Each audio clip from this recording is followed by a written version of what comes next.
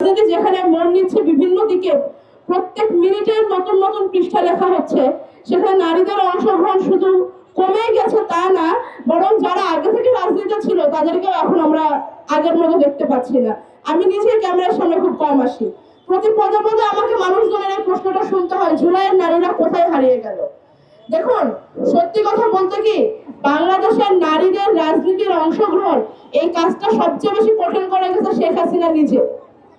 শেখ হাসিনা 16 বছর ধরে যেই লুটতরাজ, দুর্নীতি, খুন, গুম, আয়নাঘরের মতো দৃষ্টান্ত তৈরি করে গিয়েছে, তাতে বাংলাদেশের নারী পুরুষ নির্বিশেষে মানুষ নারীকে রাজনীতিতে বিশ্বাস করতে সময় নিবে। শেখ হাসিনার এই পাপের ফল আমাদের সবাইকে ভুগতে হচ্ছে, এবং এই জন্য বাংলাদেশের রাজনীতিতে যদি নারীদের অংশগ্রহণ আবার সুনিশ্চিত করতে হয় এবং সত্যিকারে বাংলাদেশের নারীদেরকে রাজনীতিতে নিয়ে আসতে হয়, সবার আগে প্রয়োজন শেখ হাসিনার বিচার নিশ্চিত। এই জন্য যতদিন না পর্যন্ত বাংলাদেশে আওয়ামী লীগ নিষিদ্ধ হবে এবং শেখ হাসিনাকে দেশে ফিরিয়ে এনে শাস্তির মুখোমুখি না করা হবে, ততদিন শুধুমাত্র নারীদের রাজনীতি না, আমি মনে করি বাংলাদেশের নতুন রাজনৈতিক বন্দোবস্ত এবং 24 পরবর্তী রাজনৈতিক নতুন রূপরেখা কোনোভাবেই দেওয়া সম্ভব না। সবার আগে হতে হবে বিচার, তারপর সংস্কার, তারপর কথা হতে পারে নির্বাচন এবং অন্যান্য গণতান্ত্রিক চর্চার ব্যাপারে। কারণ বাংলাদেশের নারীরা কথা বলে, বাংলাদেশের নারীরা রাজনীতিতেও আসে, কিন্তু তারপরেও বাংলাদেশে আমরা অনেক উঁচু পদে নারীদেরকে দেখতেও পাই। স্টিল আমরা এখন পর্যন্ত সেই অর্থে নারী মুক্তি দেখিনি। আমি নিজে হয়তো 7-8 বছর রাজপথে আছি, নারীদের শুধু নিয়ে নয়, বরং দেশের যে কোনো ধরনের ফ্যাসিবাদী ঘটনা বা ফ্যাসিবাদী যে কোনো দৌরাত্মের বিরুদ্ধে সবসময় কথা বলে গিয়েছি। এখন পর্যন্ত আমি আমার সেই জায়গা বানাতে পারিনি যেই জায়গা বানালে মানুষজন আমার কাজ নিয়ে কথা বলবে, আমার শরীর নিয়ে বা আমার ছবি নিয়ে বা ফেসবুকে আমি কিভাবে আসছি সেটা নিয়ে কথা বলবে না। ওই অবস্থান এখন পর্যন্ত বানাতে পারিনি। আপনি দেখুন, আমাদের বাংলাদেশে যে দুটি বৃহত্তম রাজনৈতিক দল রয়েছেন, তার একটি দীর্ঘদিন ধরে একা হাতে সামলিয়েছেন বেগম খালেদা জিয়া। তার মতো একটি বর্ষিয়ান রাজনীতিবিদকেও এখন পর্যন্ত শুনতে হয় তার শরীর নিয়ে, তার পোশাক আশাক নিয়ে, তার চরিত্র নিয়ে, তা এগুলো নিয়ে তাকে কথা শুনতে হয়, তার রাজনৈতিক প্রজ্ঞা নিয়ে আলোচনা কমই হয়। তার যদি এই অবস্থা হতে পারে, আমরা তো রাজনীতি এখন পর্যন্ত শিশু, আমরা তো অবশ্যই এই ধরনের বুলিং এর শিকার হচ্ছি।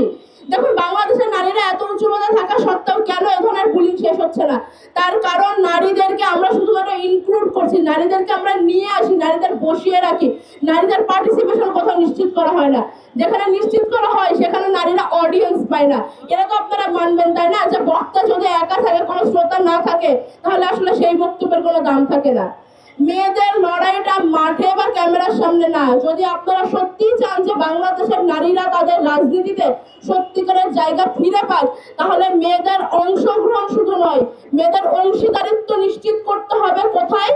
গোল টেবিলে, যেখানে পলিসিগুলো তৈরি হয়, যেখানে সিদ্ধান্তগুলো নেওয়া হয়, নারীদের সেইখানে অংশীদারিত্ব প্রয়োজন।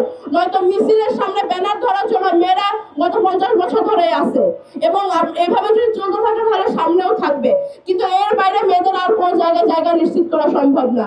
আমি আমার মা বোনদের উদ্দেশ্যে বলবো যে আপনারা কথা বলেন, আপনারা যখন শ্বশুর বাড়িতে কথা বলেন, বাপের বাড়িতে কথা বলেন, যদি ব্যবসাদার করেন সেখানে কাস্টমারের সাথে কথা বলেন, যে পেশাতে আসেন সেখানে অফিসের বসের সাথে কথা বলেন।